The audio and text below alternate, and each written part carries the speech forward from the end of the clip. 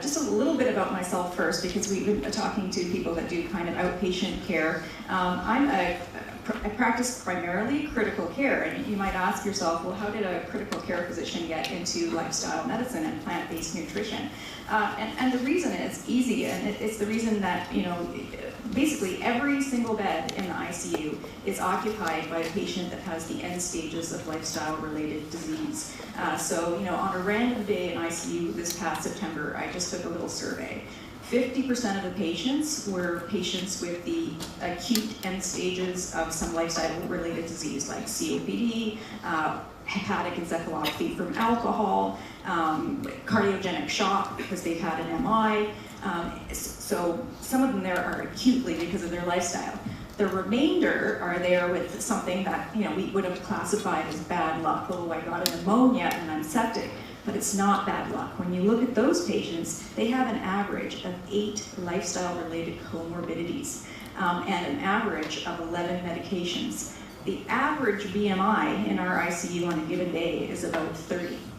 So it's not bad luck that you ended up in the ICU. It's poor lifestyle choices, and that's for almost every single bed.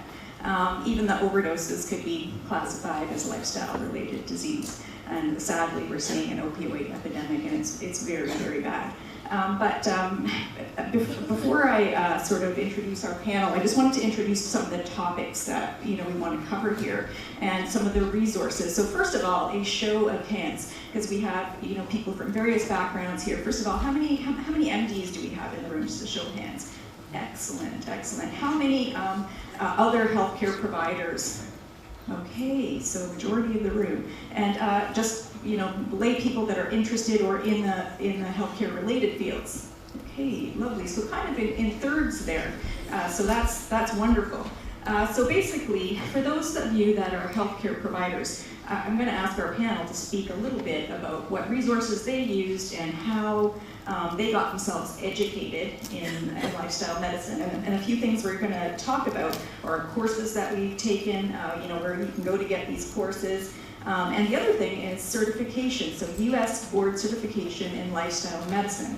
Sadly, lifestyle medicine is not a recognized specialty in Canada. So the only surrogate that we have right now is to be U.S. board certified. Several of the panel members here are, and we'll talk briefly about that process as well. And the various courses that you can take, some of which have been mentioned. The other thing that I want to mention is that a lot of us are joined together through social media because right now, as Larry alluded to, we're trying to get organized to revitalize the Canadian Academy of Lifestyle Medicine, soon to be named the Canadian Association of Lifestyle Medicine. So if you're interested in being connected when that is up and running, there's a sign-up sheet at the registration desk. And I encourage you all to put your email addresses down there, and that way, once our website is up, we can all connect through that, and we can recruit membership. And what the things we want to do there are we want to have resources for healthcare providers and patients, a healthcare provider directory, so patients know where to go to get this help. And also advocacy. Like recently, Health Canada was working on new guidelines, and we didn't have an organization, well, we had an organization, but we weren't organized yet to really push into giving input to Health Canada. We did so as individuals and as little groups, but we need to get super organized and be recognized as an association that can drive change, and so that's really super important. Anyway, without further ado, I want to turn to the panel to talk a little bit about how they went about increasing their expertise. And I'm going to start with the people that have U.S. board certification and talk a little bit about that process. So Jen, I know you, oh, sorry, we're just going to randomly pick people here. Okay, sure. Jen, you recently became... Yeah, I did board certification in lifestyle medicine. The first year it was offered, which was 2017. For everybody in the room, if you haven't looked at, there's different courses out there, but this is for everybody, whether they're in the healthcare field, whether they're a physician or not. The Cornell, it's an online certificate, Cornell certificate in plant-based nutrition. That is the thing that gave me the confidence as a doc to start talking to my patients, because I had started talking to patients before if they had chronic pain, for example, but I wasn't convincing because I didn't have the confidence, and I really felt there was a real shift. Once I had that certificate under my belt, it's an excellent course, although I should add that they've revamped it since I took it, because I think I took it in 2015 or early 2016. The other thing too is Dr. Theodorou, he still does about 1 day a month at the Cleveland Clinic. It's a 1-day seminar for patients and their spouses, because as we were hearing today too, if you don't have, like if you can get the spouse to come out to educational sessions or whatever, or just to come into your office, good luck. And whatever you talk about, they may not be able to succeed because they don't have the spouse on board. And keep in mind, he's usually seen patients who are very sick with cardiovascular disease. He will invite clinicians to attend for free. All I had to do was get myself to Cleveland, Ohio, so I drove, and find a place to stay, and I and other clinicians were in the back of the room while he spoke to patients and their partners, and then his wife talked about, she taught them all how to be a good stripper, and by that, how to strip Gail. So, and that was completely free. So, for me, that was my experience. Can you repeat that? I'm sorry. Can you just repeat the second part? Oh, Dr. Theodorou? Okay. Yeah, if you go to dresselstein.com, and if you go to the bottom of the website, there's actually an email address, and where you can email questions, although you're asked to limit any questions about cardiovascular disease. But he, at conferences, he has invited medical doctors to come and attend his clinic and just observe for free. In my case, I happened to email a question, and then after the second time he called me back to answer my question about heart failure, because at the time there was nothing reported about heart failure benefits from whole food plant-based. And he said, talk to my secretary if you'd like to come down for a day, which was lovely. So his basically he gives out his secretary's email at conferences and you contact her. But I do have that email address. I don't have it memorized. I'm plantbasedmd.com, and there's a little contact button. Contact me and I'll get you in contact with Russell's secretary. Yeah, and I would echo some of the same comments. I went to the Institute of Lifestyle Medicine conferences at Harvard 2 years in a row, and then went to the American College of Lifestyle Medicine 5 years in a row. And when you go to those conferences, I think you finally realize you found your tribe. It's the only conference I've ever been at, especially the first 2 years, where you ate plant-based for 3 days in a row. And the food, the recipes are all posted online once you hand in your evaluation. And so you can go home and make all of these wonderful meals. It's completely certified. They actually send a team to the conference centers much in advance to make sure that everything is done to their standards. And then when we all took the exam, there's a board review course, which is a 200-page booklet. There's also, as part of the board review course, there are also some webinars that you do in person with the two people that wrote the board review course. You could argue whether it was good or bad. It was probably extra, a lot of money for not that much more information. But I took the certification exam at the age of 65, and it was probably one of the hardest things I've ever done in my life because it was a 3-hour multiple choice exam. 4 hours. Or 4 hours, yeah. Well, some of us are done in 3 hours. No, I'm just kidding. But about 50% of the exam was on nutrition, and as a physician, that was daunting to know all these studies you heard about today, where there were multiple choice questions on all of those studies. There were studies on behavior change and tobacco and exercise and a whole bunch of different things. So it was a daunting exam, but I'm glad I did it. It was, I felt I wouldn't have the credibility if I didn't do the exam. And in fact, Michael Greger was sitting next to me, the guy that wrote the book, How Not to Die. He took the exam, even though he wrote most of the questions. But they all felt because it was the inaugural exam that we should all be diplomats and certified to do it. Exactly. And then since then, Beth Frades from Harvard has published a wonderful, and I would ask all the family docs out there, if you want to get the first really good textbook on lifestyle medicine, it's by Beth Frades, F-R-A-T-E-S. You can get it off Amazon. But the neat thing about Beth's book is she has actually highlighted a lot of her a lot of the evidence using illustrative stories with patients. So it's very much narrative medicine embedded in a book that has all the evidence. It's very well referenced. There's all the papers that you heard today talked about are referenced in her textbook as well. So it's a great, in fact, our special interest group at Western, most of the students have ordered it because we got a good deal from the publisher on it. So. Okay. So if you want to know where to go to get board certified, it's called the American Board of Lifestyle Medicine, and there they list the prerequisites and everything you need to do. So you need to take a variety of courses, most of which are online. You need to do some attendance in-person conferences. I don't know if they've removed the case report, but there was a case report that you would have to submit. Essentially there's a couple of other courses that I really want to point out, and one of them is the American College of Preventative Medicine. So the American College of Lifestyle Medicine is sort of a subsidiary of the American College of Preventative Medicine, and they have a core competencies course in lifestyle medicine that has a nice section on nutrition, and Dr. Greger is one of the profs for that. But anyway, essentially the exam is based on the core competencies course. If you've taken the core competencies course and know that content well, you can pretty much pass the exam. The other courses were already talked about here. So again, American Board of Lifestyle Medicine, and you can see all the prerequisites there. And they offer a board review course. So the American College of Lifestyle Medicine offers a board review course, so you can sort of go through everything and have a little bit of confidence going into the exam. So that's a part of what we were going to talk about.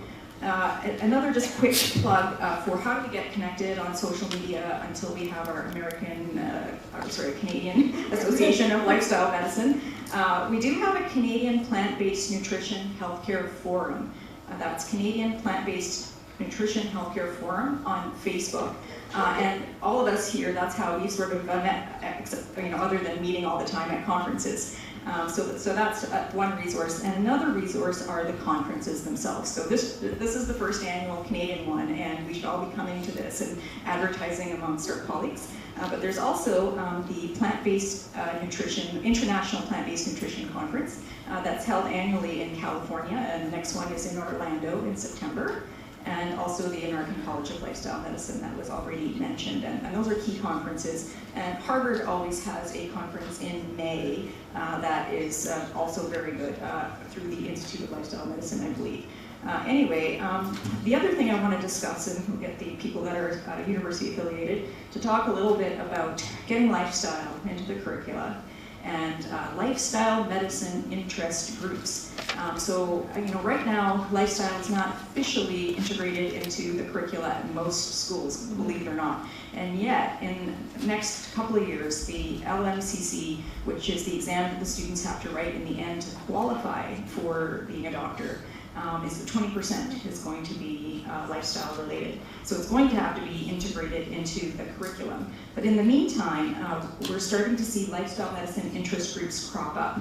And the students themselves are trying to get this going. So there's money at medical schools. If you're affiliated with an academic center, it might be good to help encourage the students to develop an interest group. And Larry, I know there's one at Western. How's that going? Sorry. Yeah, no, the Western one, we actually had our first symposium, and they have an interest group for nutrition, yoga, exercises medicine, which is a campus thing that I think all the campuses in Ontario, maybe in Canada have. But the lifestyle medicine interest groups in American universities is really growing. There's about 40 of them in the medical school system down in the States, so they're growing very quickly. I think North Carolina is actually starting a PGY 3-year in lifestyle medicine, so it's becoming, as we've heard, a rapidly growing subspecialty of family medicine. Because in the States, so many of the big HMOs do something we call value-based care, and what they found with them and some of the large corporations is that the return on investment, if you do a lifestyle medicine program, is 6 to 1. So for every dollar you put in, you get 6 saved. And so it doesn't take a brilliant doctor or a brilliant business person to figure out that that's a pretty good deal.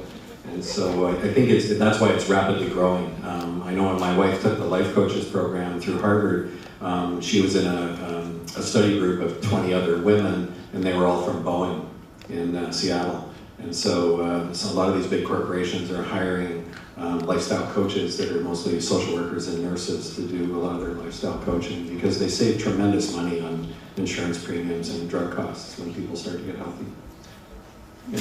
The other plug I want to put in too is the American Board of Lifestyle Medicine is actually, it's not just a physician certification stream anymore. There's a nurse practitioner stream, there's a dietitian stream, and so the other streams are coming. I mean, I think at some point there'll probably be a naturopath stream and a chiropractor stream and those sorts of things, because we know that there's lots of us out there that do very, very similar work. And as long as we subscribe to the same philosophy of care, then it's not a one-size-fits-all. I believe PhDs and masters in related fields can also sit the exam. So Subhas, any comments on what we've said so far? Yeah, two quick things, I guess. Okay, so one is, the one thing we haven't mentioned is PCRM.org, the Physicians Committee for Responsive Medicine. They have a conference in July, which is pretty intense, but it's a couple of days long. They also have a kind of like a mini textbook of lifestyle medicine. It basically lists all of the diseases in lifestyle medicine, angles on that.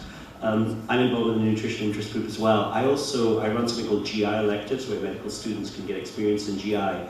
And because of that, I was able to flip. I have a food as medicine elective now at McMaster. So if you know any medical students, they can go through the usual channels to check out electives, and they can actually do the food as medicine elective at McMaster. One last thing I just wanted to throw in, because I always like the idea of driving change and getting physicians involved in this, and it's funny, they're either interested or totally disinterested, but I think there's a simple way we might be able to drive change, and it's basically going to cost about $20. And basically, it's real simple. If you're a patient, and most of us are at one level, you buy either a copy of Forks Over Knives, the DVD, or a book, the book How Not to Die. You look your doctor in the eye and you say, I've looked through this, I'd really like you to look this over and tell me what you think. And next time I see you, I'm going to ask you.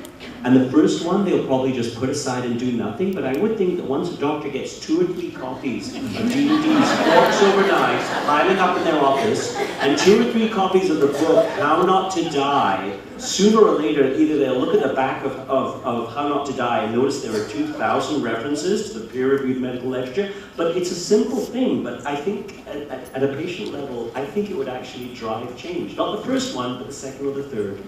And I'm just going to mention the PCRM textbook is an app. It's a free app, and so you can do that.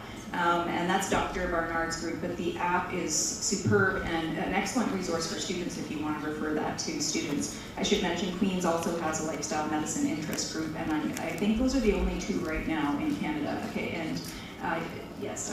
Actually, the other thing somebody's got a computer open, you might even look this up if you're connected to the internet, but Erica Frank from UBC has been involved in a huge project called Next Gen U. Next Gen U is an online lifestyle medicine education program that's free. And I haven't looked it up yet, but I've heard that it's been launched. They had a multi-million-dollar seed grant given to them to run this, and I think they've been doing it with the Israeli Lifestyle Medicine Association. I mean, the neat thing is about all these global lifestyle medicine associations is they're all willing to share curriculum without cost. So nobody needs to reinvent the wheel. It's the same problem no matter what country you're coming from. But yeah, I think Next Gen U might be the next edition. You know, and it looks like it's a large repository of information. Okay, and Dr. Repudi. A few things that really helped us was observing others who are already doing it. Now, there are people who are doing it, and you don't have to reinvent the wheel. There are systems that are working.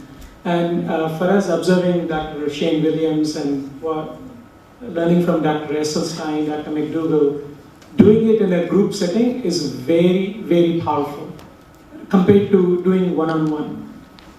Other thing is, most of the time, the physicians and healthcare providers, we are stuck in our head. Like we are left-brain people, like we are thinking in terms of numbers and logic, but you need to connect with the patient. So, like for the information transfer to happen, the connection has to happen. unless we can get the patient, we have to use their whole brain, the right brain, the left brain is the logical brain, and the right brain is the emotional brain. Unless we have systems where they're inspired, they're motivated, and they also feel supported. The information alone will not change. Like, when we started learning about this, we thought, like, if you just told, we were so excited to learn about this, plant-based nutrition, just do this and you can reverse your heart disease. But you have to hold their hand, you have to, give them the tools to support it. So whichever practice, whichever model you go with, if you don't have these components to address emotional eating, some of us who have been doing this for the last 4 to 5 years, we learn it's not only what you eat, it's also important that we focus on how we eat and why we eat.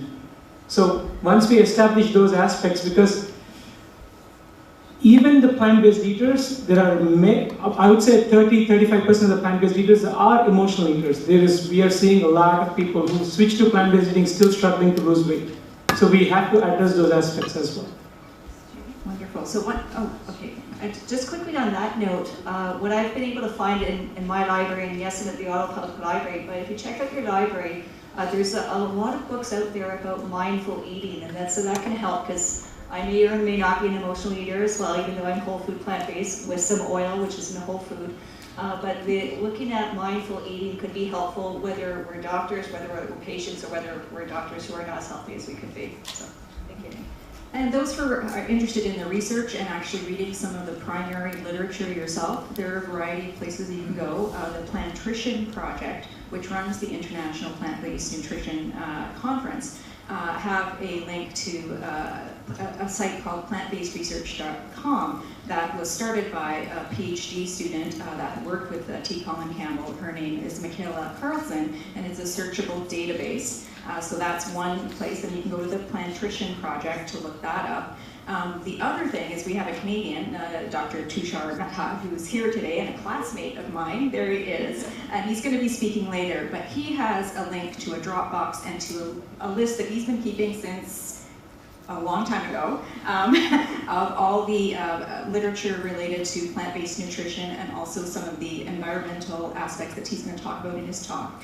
If you go to our social media, the Canadian Plant-Based Nutrition Healthcare Forum Facebook page, we will post the links to Tushar's list of research. It's extremely comprehensive, and I encourage you to have a look at that.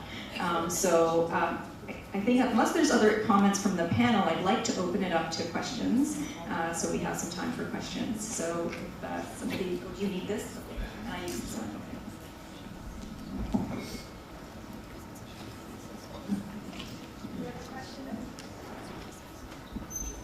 Hello. Hi, I'm up here. I got a bunch of stuff on my lap. Hi.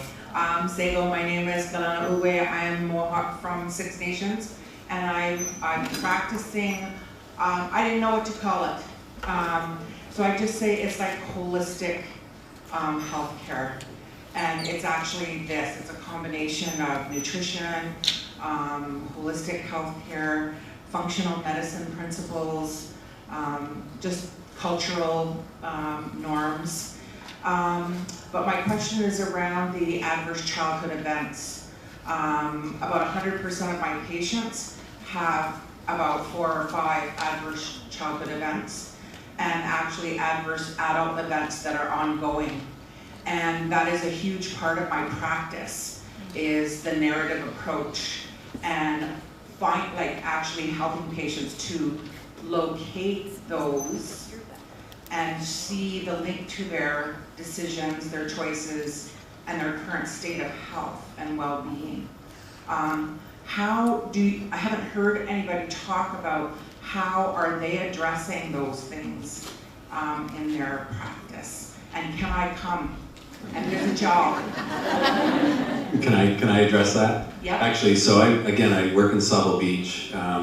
We have many patients from Saugeen First Nations and the Cape Croker band, which is north of us. And I actually have most of the senior leadership as patients now, so we're making connections. And my wife is also a social worker and an equine assisted therapist. Many of the Saugeen patients are now going over to Port Elgin for equine therapy. And so we're addressing those issues. The other thing is I found in one of the, I think it's at the Cape Croker Band, they actually have a lady who visited Vancouver years ago and is CHIP certified. So she eats plant-based and is trying to bring whole food plant-based nutrition to their cultural group that's up there. So we're going to be doing, starting in the fall, we're actually going to be doing some point of care service for those folks. We're actually going to go to their healthcare centers. I'm going to go alone, but I'm going to probably take my wife and whoever else from our center wants to go with me. And they've already told me that they've got really good chefs that can cook the way we ask them to cook. So we're going to do an education session and we're going to eat together. And then there's interest, like I used to do the Walk with a Dog program in London. I may actually start doing the Walk with a Dog program on the reserve. Because again, I think, you know, it's the same problem no matter where you go with Indigenous culture right now. Like my wife, you know, and we're finding this very high level of, you know, you're right, it's adverse childhood experience, but they're adults, they're in their 50s, 60s, 70s, and they're getting triggered by other life events that have never been dealt with. So it's on our table, and actually we hope to. There's a group from Western that wants to partner up on a research project as well. So we're taking baby steps to get there because we want to do it right, and we want to do it very culturally sensitive. But they're interested, you know, and like I said, I think they themselves have been doing a lot of reading and know that there's a better way. They just don't, as you've seen, you've got to cultivate a champion or a half a dozen champions to get the work done. It's hard work, it's heavy lifting. You know, you've got to have an open ear and you've got to spend a lot of hours. Yeah, but it's keen that actually both bands want the same project to happen. So we may actually share resources between the two of them. And once we get going, I'll invite you out. Yeah, we'll try to show you how. But again, where you live, I'm sure you can find a lifestyle medicine champion. I'm on my own. Oh, you're on your own. Yeah, and I'm a family doctor, but I work with, I shouldn't say I'm on my own, I work with traditional medicine practitioners. Yeah. So we have that's a really good connection. Yeah. But I'm trying to get them on board to understand this whole way of working together. Yeah, it's all, I mean, you hit the nail on the head, it's all linked, right? Yeah. It's all linked, yeah. Okay, next question. Thanks very much. I'm a cardiologist and McMaster as well, and I've been through this for 30 years. We were Dean Orange analogs for a while. It didn't stick. Second group of broad patients, it doesn't seem to stick well, so we're failing miserably. And getting patients to be engaged and motivating, I get that. We try to do that, I think, on medical school for patients. But most people drop out. I'm too tired, I'm too busy, they have no time. So I feel really stuck, and I need some pearls how to get there. You mentioned people that have issues in childhood and things of that nature. How do we fix that? I'm also from evidence-based medicine, where we have the PURE trial, the cardiologists who feel differently. And if you look at the data, it's tough literature. So how do we figure this out a little bit better? I'll just take a first crack at this because I'm a family doc. I just got out of the military, and I was practicing this in the military, and one of the problems was I was seeing patients, and I had a couple of people take it out for back pain, but most people didn't. Why? Because they're looking for a quick solution. When I was working walk-in, again, very few people were interested, and so I had a couple of success stories, but not many. Why? Because they were not in the walk-in clinic for that. They were there for their UTI or their prescription refill, and so. But now I've got a practice which is struggling, I'll be honest, but it's exclusively for lifestyle medicine. So everybody knows what they're getting into when they come through that door. And what I would suggest is, sometimes people are interested in prevention, but usually if they're scared enough, unfortunately, or if they're in enough pain and everything else they've tried hasn't worked, then they come in my door, and then usually there's good uptake, or they decide they're not bad enough yet, but at least now they know about it, and there's informed consent, I would argue, for everything else that they're going to be doing. Now they know that this is an option. That's my first crack. If anybody else has something to add. I do have something to add. First of all, can you hear me? Yeah, so first of all, about the PURE trial, because you are aware your colleagues are publishing the PURE trial. So I remember the day that trial came out, it was August, the first wave of publications related to the PURE trial. And all us lifestyle medicine docs, literally, most of us were on vacation. We spent that night analyzing that thing to, you know, nth degree. I encourage you to read Analysis by Dr. David Katz. He is a lifestyle medicine champion, and he has done a criticism of the PURE trial and each of its iterations, and I really encourage you to read that if you want some ammunition. The other ammunition you have is getting familiar with the plant-based nutrition literature and way beyond Dean Ornish. We're talking sort of the more recent stuff that is coming out, and that is helpful in challenging your colleagues. If you want to really sort of talk to these people who've done the PURE trial, I encourage you to read these criticisms by Dr. Katz, which will sort of do an introduction to the criticism of the PURE trial, because it's Canadian, it's important. I don't know if Sue Bass has anything to add, because you're at the same center. Your voice is trailing away. Oh, sorry. Okay, I'm just. I'll let Dr. Schmidt go. You know, I guess to get to your point, I mean, I mean, it's difficult to engage some colleagues on this, and like I actually, I'm doing things so differently in the community I'm in that I actually had to invite the diabetes educators from Grey Bruce to come to my office and I had to let them know what I was doing, because people were going hypoglycemic and they were encouraging them to eat more carbohydrate, and I was encouraging them to eat more plants and lower their insulin. And so there was a disconnect until we got on the same page. It's the first time I've ever met with diabetes educators. In London, before I left, I actually I spoke to the people at the cardiac rehab program, because the uptake on behavior change after you go through a cardiac rehab program is, you probably know the number, it's 3%. You know, so 3% of people who are forced into a cardiac rehab program don't succeed, because the message is being delivered poorly, and it's being delivered by people where there's no connection. You know, so, and this is the problem even in our diabetes education, is you get to meet the diabetes educator twice a year based on, you know, on your diabetes, and you don't get the right message, and it's not delivered in the right way, and they're not as directive in the nutritional pattern that they try to give people. Yeah, I know. Dr. Jenkins has some comments. I just want to say a quick word about the PURE trial, because I'm currently involved with the folk at Master. I think it is a good trial. I think that it's not been interpreted, certainly by the media, the way it should have been interpreted.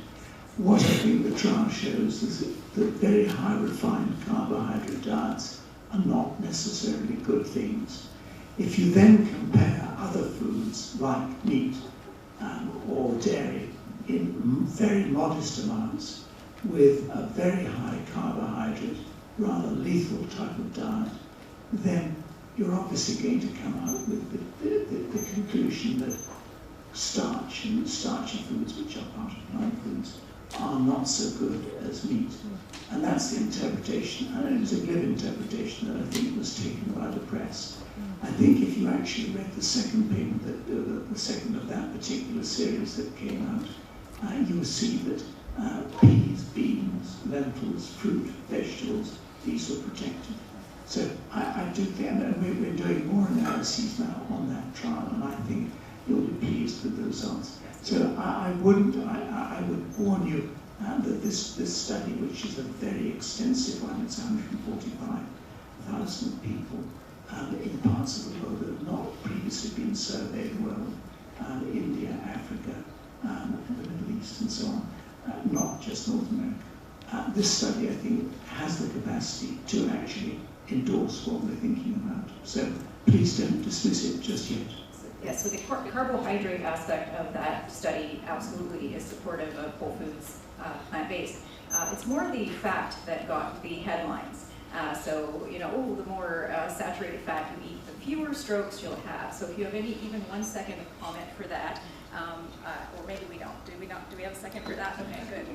I have a second for that. Again, it's always, whenever you deal with these sort of issues, always look at the comparator. When you're looking at saturated fat and you're comparing it with high starch, then even if that's not actually mentioned, that's the comparator, and therefore it doesn't look good. So anything bad looks good against something very bad. So that's the old Dr. Greger line, compared to what? So we'll finish with that because we've run out of time. Thank you to our panel members. And